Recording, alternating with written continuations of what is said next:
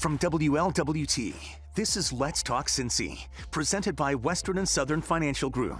Put our financial strength behind you. Hello, everyone. I'm Curtis Fuller, and welcome to Let's Talk Cincy. Today, we are going to talk about the MLK Coalition and the upcoming King holiday. And with me, the president of the organization, Rafael Prophet, also Bertha Davis and Louise Lawari. First of all, it's good to see all of you. Thank you. Thank you. This is the 50th anniversary for the MLK Coalition here in Cincinnati, and people should know one of the oldest groups in the country that really started celebrating the King holiday. First of all, Rafael, just talk about the organization and how it's made up, who's part of it, and things of that nature. Right. So, Curtis, as you said, the 50th year, the MLK Coalition has been having a commemorative march and a program. And the coalition is made up of volunteers. We're all volunteers. We come from all swaths and walks of life. And, we just want to put on a good program, have a very sacred march to honor King. The coalition is just, that's what we're here for. Yeah, Louise, I was saying that you have probably been in the coalition longer than our two other guests. Talk a little bit about the history of the coalition for me.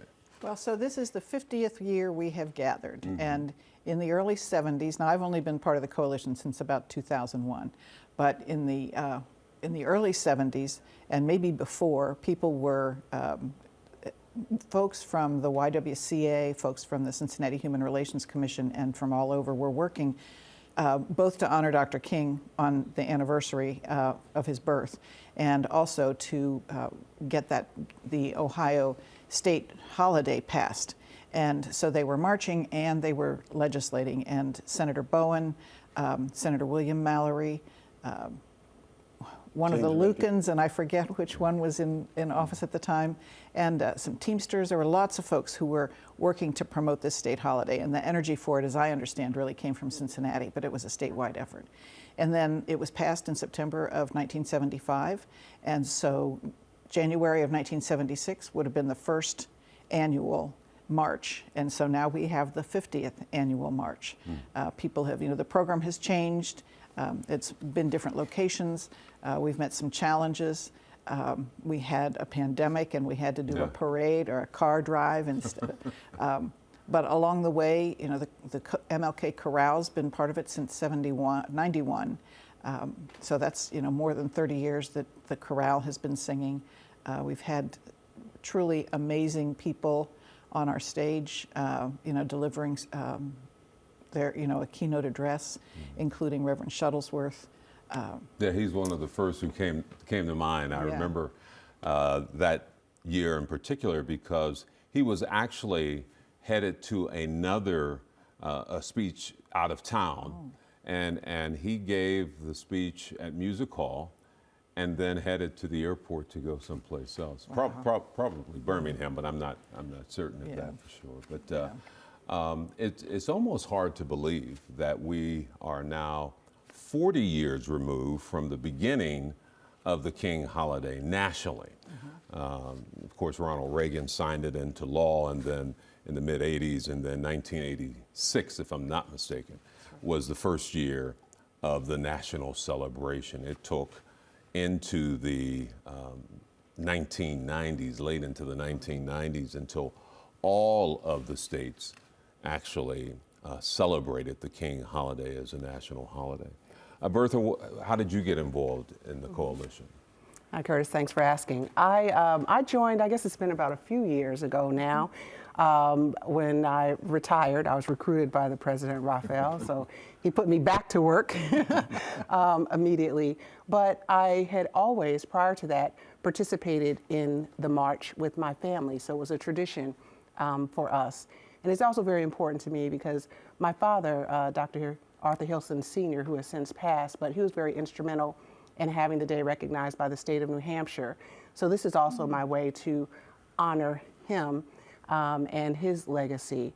And it wasn't until recently that I actually started going inside for the program before I joined the coalition. But as Louise had shared, it's just a great time to get together with people who have one singular focus, right? And that is to continue to keep the dream and the work of Dr. King alive. And it's, I hate to sound cliche, but more important now than ever, just to show up as a beloved community, to be around people from different walks, you know, all the greater Cincinnati area, so some folks from Indiana and Kentucky, in addition to our great city here, just coming together, holding signs, remembering the legacy of Dr. King, and then the ability to go inside Music Hall, just to continue that and recommit ourselves.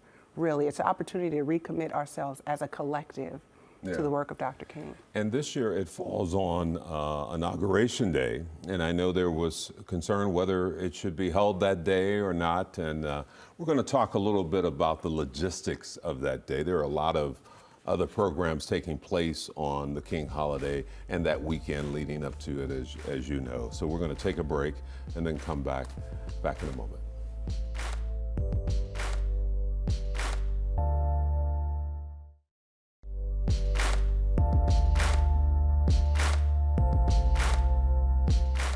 Welcome back, everyone. We are talking about the upcoming King holiday, which is January 20th, Monday, January 20th, always the third Monday of January. Three members here from the MLK Coalition here in Cincinnati that is now celebrating its 50th anniversary. I have been a part of it for several years, and I look forward to it each and every year. I've only missed 1 year.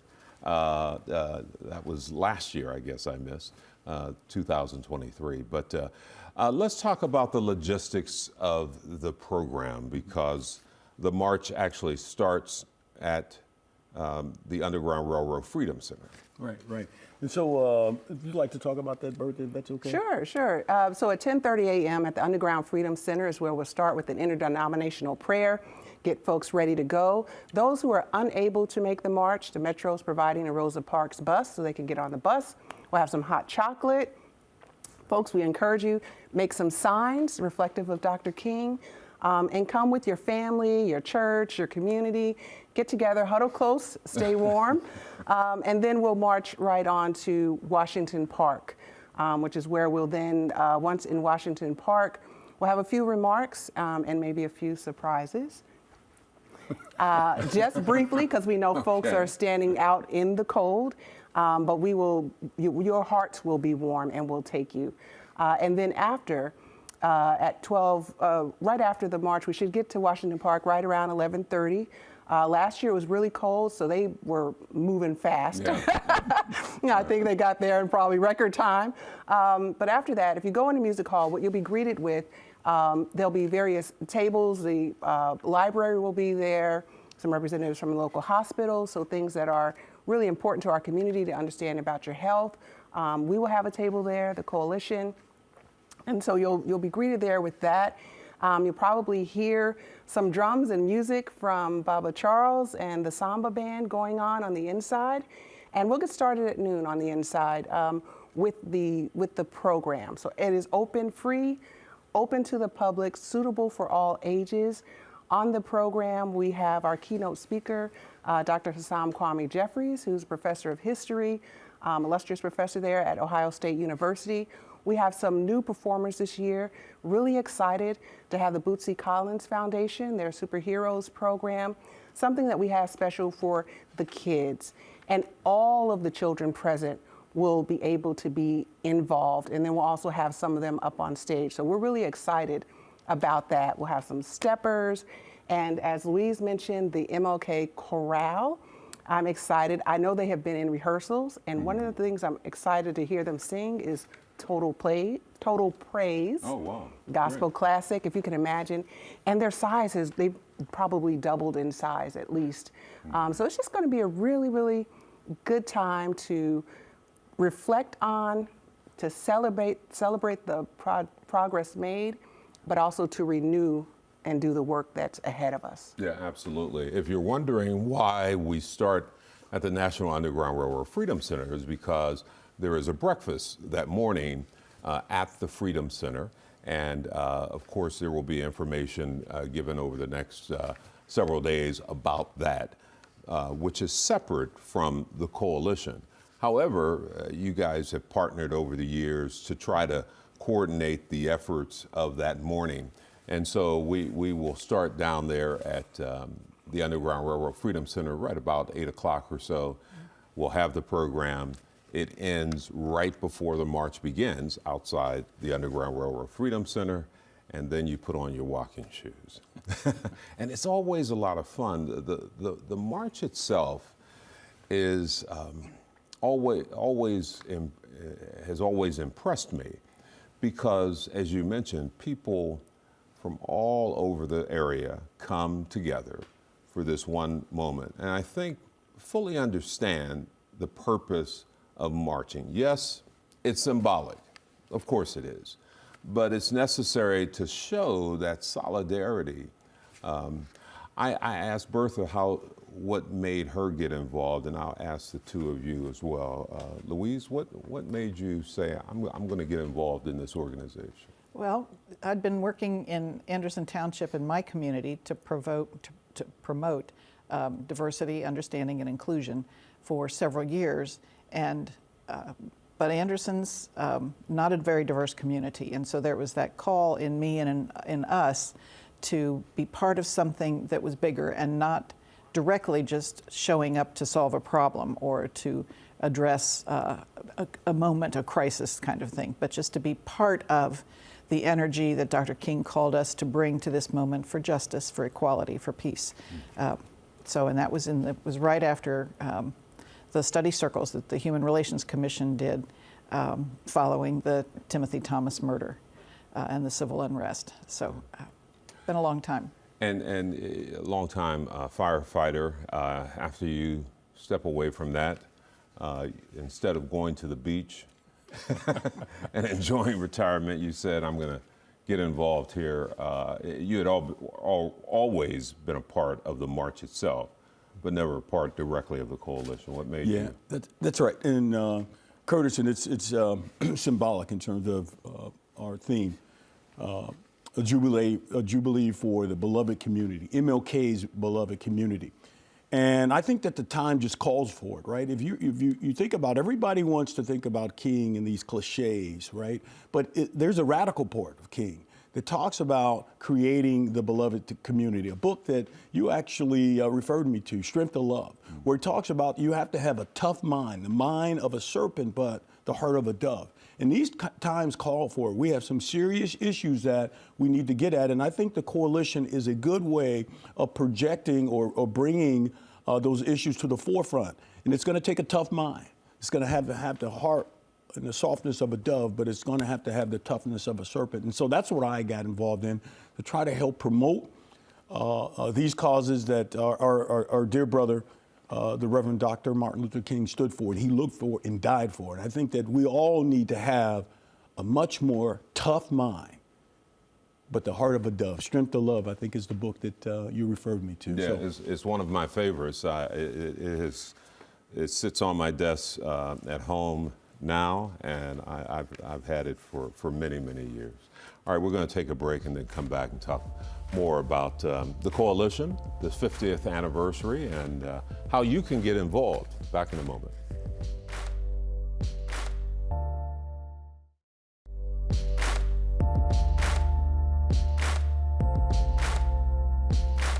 Welcome back, everyone. You know, you were talking about the book Strength of Love, and I was thinking, you know, here it is, 2024.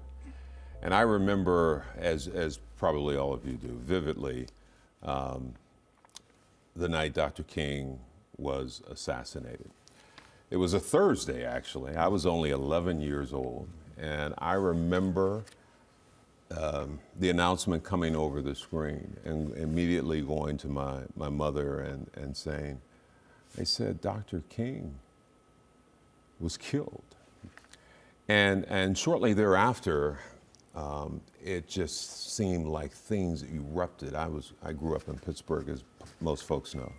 and everything just erupted. I mean, and that happened in Pittsburgh, Detroit, here in Cincinnati, all over the country. The National Guard. Imagine as a kid seeing the National Guard line up in front of your home. I say all of that because we do wonder sometime how far we've come and how much further we have to go. And that's why the coalition is so important. People could get involved. This is a year-round effort. And you do reading sessions and things of that nature. So Bertha, talk about how people can get involved like you did. Yeah, sure. So a couple of ways. One, from the march and the program standpoint, show up. Show up. To show the rest of the world, as Louise had referred, Cincinnati really sort of pushed the Ohio effort to make King a recognized holiday. We want to continue being at the front and letting the world know that we stand together as it relates to the work that we have to do, which is to keep the legacy and dream of Dr. King alive. Our coalition meetings are on the third Tuesday of each month. And so we welcome everyone. We have some who join virtually, others who join in person, to talk about and prepare for, as you mentioned, there's a lot of work that happens behind the scenes to prepare for the holiday as we mark that.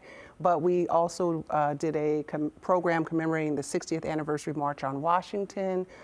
We also have a series of books and things that we recommend. And as a coalition, we sort of have our own little mini book club. Yeah. We committed to really understanding Dr. King and the work that he did beyond sort of what's popular, right? Popular in the sense that very well known, but really getting to know the radical King as well, and things that we can be doing. And you mentioned, Curtis, the march. It is symbolic and commemorative, but it also is a key strategy that we still use effectively today. Right, so it worked for King, it works for change, and so we are holding fast to that and continuing that, and I consider it a high honor to do it with these people here who have a heart for this work. Yeah. I mentioned my experience the day King was assassinated. Do you remember that day? I was 19 and I was in school, and it was evening classes, so I wasn't sitting there at the, watching the TV as it unfolded. It wasn't until the next day, trying to understand what had really happened. And my world was a pretty insular white world at that time. So I didn't have, I could only process in my own family and community. Yeah. What about you? Yeah. What I remember, I think I was about 7 years old, there was just chaos. I remember the moment it happened, I remember my mom crying, right? And the significance of it, right? I knew as a young person, I knew Dr. King was this great leader, but I felt how important he was through my mom and seeing the tears, right? But then in the aftermath, as you said, and I, at that time living in the West End, and then there was a lot of unrest at that time. Didn't really understand why people were so angry. But I just remember it was chaos, right? And then over the years, you came to understand the significance, and that's where we are today, right? And it's funny, this Jubilee celebration is actually, it's a connection to Pittsburgh. In 1960, Dr. King spoke in Pittsburgh at this Jubilee, and that's where our title, our theme came from, right? And so there's a connection to Cincinnati and Pittsburgh with King, who he visited, because there was a lot of, they were forbidden from the South, a lot of southern cities, and so they came to the North to advocate, and so there was a connection with the Midwest. But hold that thought. I'm going to take a break, and then we're going to, I want to talk about that connection, the Cincinnati connection to King, a very powerful one. We'll be back in a moment.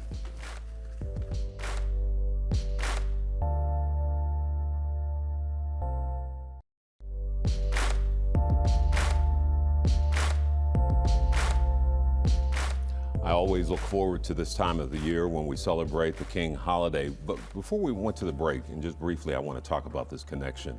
King came to Cincinnati quite often. L.V. Booth, That's right. obviously, was a dear friend. And then Reverend Shuttlesworth came here, and so many. The list is very long. But that connection is strong, and people should understand that that's part of the reason why Cincinnati is on the forefront of this. Yeah, that's right. And you already mentioned some of the leaders in our community at that time, and Cincinnati was a bastion in terms of for civil rights, and we're still really struggling with some of those same issues. King talked about in terms of the housing issues. We're dealing with that today. So there's a significant connection with MLK in Cincinnati. Yeah. Let's talk about the day again. Of course, it's Monday, January 20th. It starts early. This will be the breakfast down at the Underground Railroad Freedom Center, the march. Of course, this great program at Music Hall that we have every year. And then there are programs, the Church of the Resurrection has a great program later in the afternoon. So I look forward to seeing folks at all of those. But again, people should know that they can come out. There are opportunities if it's cold, which it probably will be. There will be ways that you can still participate and stay safe even in the cold. Talk again about that. Yeah, absolutely. So as I mentioned, the Rosa Parks bus by Metro will be available if you want to join and watch the marchers. But then also it's always warm inside Music Hall when we get in there. So that program in Music Hall begins at 12 noon. So you could join us there. We do have all of the information and details will be available on our website at www.mlkcoalition.org. So lots of great information there for folks. Yeah. And some things up for us, Louise, with the significance of this 50th anniversary. Well, that notion of Jubilee, the notion of 50 years is biblical. And that was really important to Dr. King. That's why he was in Pittsburgh in 1960 for what they called Jubilee Justice. And apparently that march was building towards the 1963 march in Washington. So, the notion of Jubilee, the notion of 50, the time when all debts will be forgiven, it means we've got our work to do to make that happen. But it's a reminder. Yeah, it is. Well, thank you very much. It'll be here before we know it, January 20th. Come on out and join us. It's always a fun day and a very important day. Well, that does it for this edition of Let's Talk Cincy. I'm Curtis Fuller. I'll see you next time for another Let's Talk Cincy. Have a nice day.